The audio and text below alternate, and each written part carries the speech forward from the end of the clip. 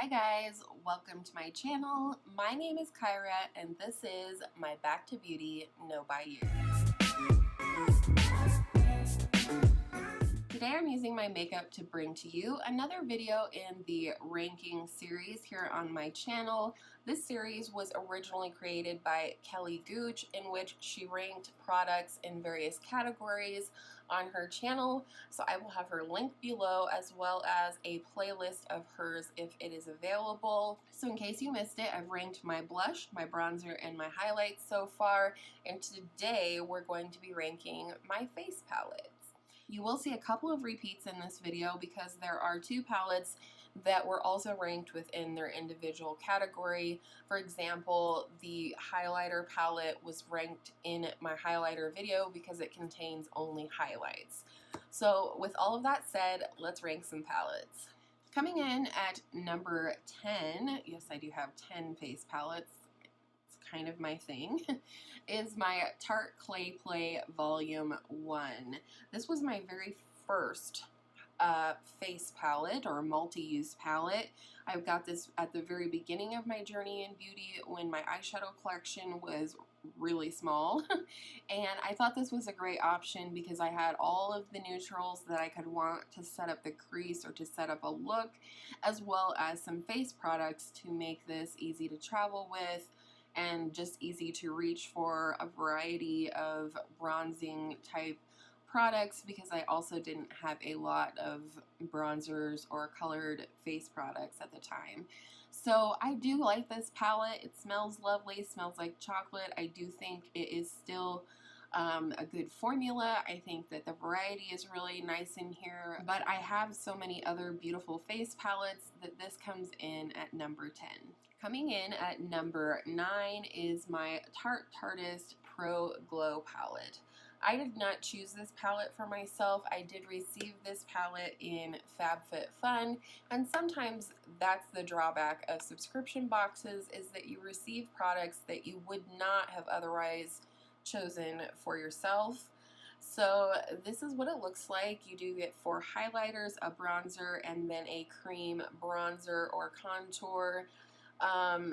These are the only things that I use in this palette. I'm not a big fan of a straight gold highlight, and this one is definitely too dark as a highlight on my face. The cream product is just okay. It's just not my favorite method of applying a cream product. Plus, if I recall, it is very cool tone. So I don't really contour a whole lot, so this is a product that doesn't get a lot of use from me, and that is why this product comes in at number 9. Coming in at number 8 is a product for which I have shot my stash for in the month of June, and that is the Urban Decay Afterglow Highlighting Palette. I picked this up on a huge bargain, and I kind of learned my lesson from that in this way. This is a nice palette. I like the variety that it has to offer. You have a bronze, a pretty true gold, a white gold, and a pink highlighter in here. They are pretty shades. I am wearing this white gold one today, but the bronze is definitely too dark, but I do think I could mix it with a matte bronzer to make a really nice glowy shimmery bronzer. But the other thing with this product is that the formula is relatively chunky. You really have to work to buff this into the skin, and if you're not careful, it really can emphasize texture on your face, which I don't love and don't know anybody else that loves. But it is a nice palette. I do like the colors in here. However, the formula is not my favorite, and that's why this comes in at number 8. Number 7 and number 6 were a really hard decision for me to make. I do like them both, but in the end, I had to decide which one ultimately that I use more and reach for more of the products in the palette versus the other. So coming in at number 7 is the Makeup Revolution, the Emily Edit, the Needs palette. I love the face products in this palette. I wish I could buy all 4 of them in a full size. this is a powder, bronzer, blush, highlight. This highlight is legitimately one of my favorite highlights in my collection. I wear it a lot. It's subtle, it's just the right tone, and it looks gorgeous on my skin tone, as well as the rest of the products I really love. But the reason this one came in at number 7 instead of number 6 is because I'm not a huge fan of the eyeshadows in this palette. I'm currently working on using up the shade called Love, using it to set my primer on the days that I choose to do so. But these are redundant shades within my collection, and I just don't reach for them. So that's why this palette comes in at number 7. And then coming in at number 6, the palette that edged out the Emily Edit by just a hair was the Benefit Blush Bar that my husband bought me for Mother's Day in 2018. And the reason this one came in at number 6 is because I do use all of the products in this palette. You know, Dandelion, I definitely have to build it up if I'm going to wear it, but I can also pair it with Gold Rush or Rockateur to make the opacity and the payoff a little bit stronger. The Hoola bronzer is just fine. It's a nice matte bronzer, albeit not my favorite matte bronzer. And California was a blush right at the beginning of my journey in beauty that I really, really wanted, so I'm glad to have it in my collection. And that is why this one comes in at number 6. Coming in at number 5, this next one may surprise some of you because this product also came in at number 2 in my highlight ranking, and that is the Kevyn Aucoin Neo Highlighter in the shade Sahara. I love this product. Make no mistake about that. I love the variety. You get a bronze, a rose, and a vanilla shade, and then you can swirl them together, find a place in between the shades.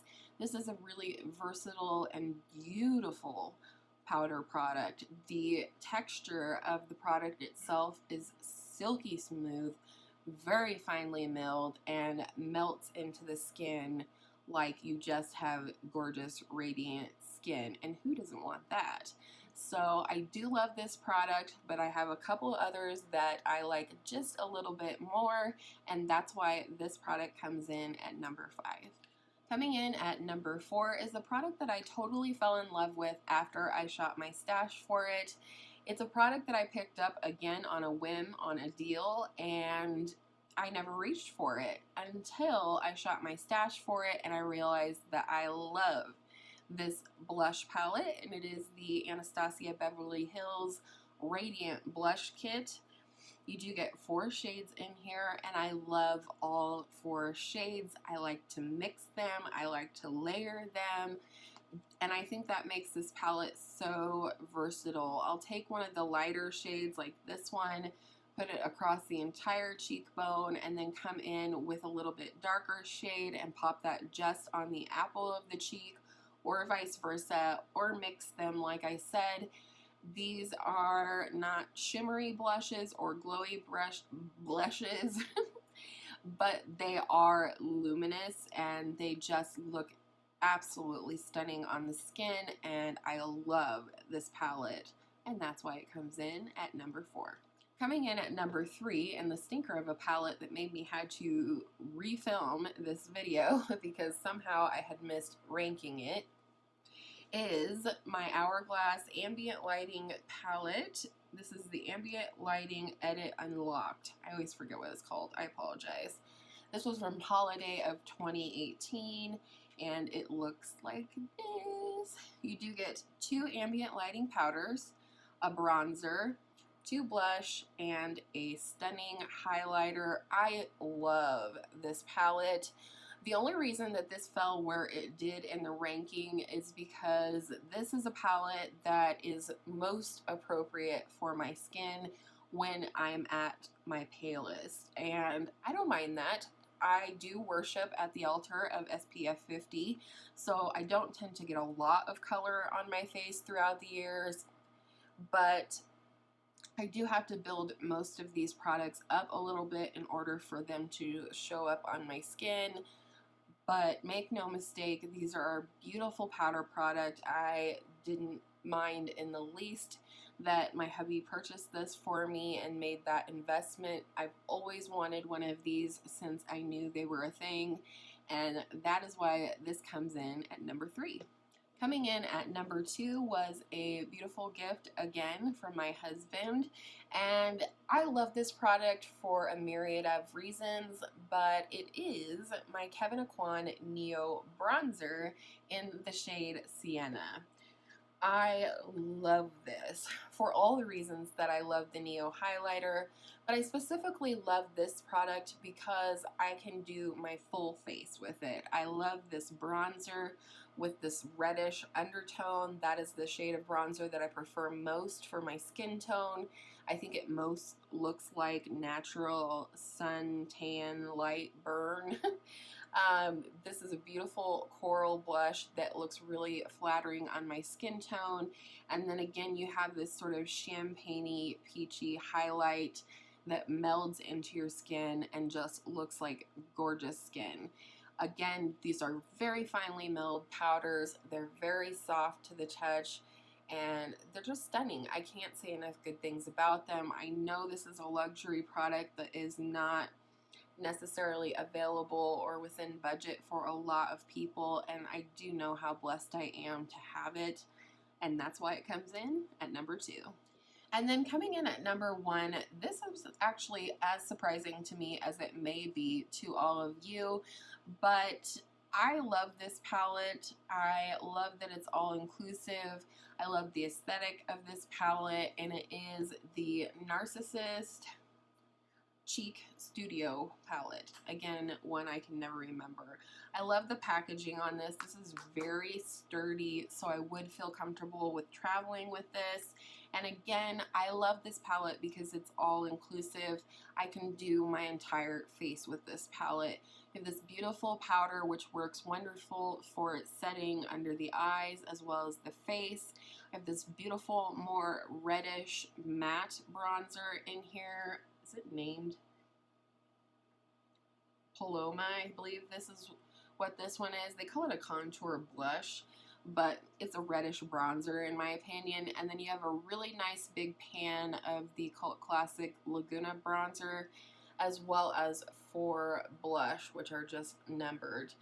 I love this. I really, really do. I love, again, mixing and matching the blush with one another, and I love that I can reach for this and do my whole face with it if I want to. The quality of the products in this palette are absolutely outstanding. Some of the best powder products that I have tried, and I'm kind of a whore for NARS if I'm being honest. I love NARS. I love their lip products. I'd love to try everything from NARS.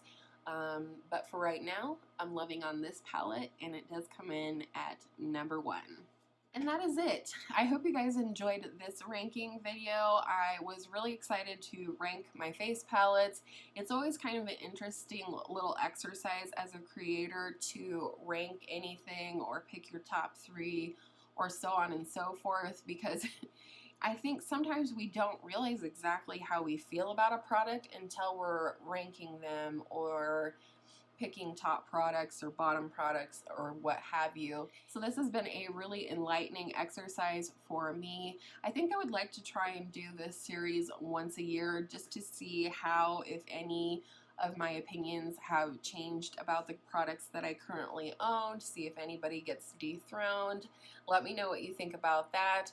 And then Kelly did not do this video, but I do believe that the last video that I'm going to add to this series is going to be my top 10 lippies of all time.